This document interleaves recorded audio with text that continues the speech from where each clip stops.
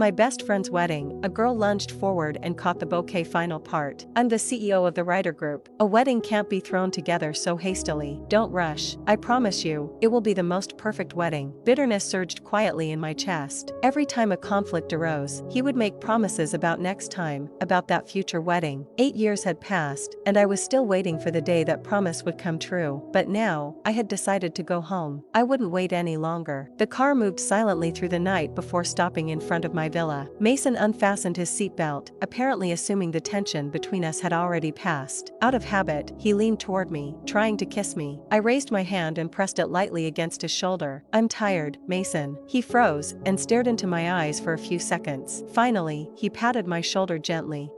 Being a bridesmaid is tiring. Get some rest. Natalie said she couldn't get a taxi and is still at the venue. I'll go back and pick her up. It wouldn't be safe to leave her there alone. I nodded calmly, but Mason didn't move right away.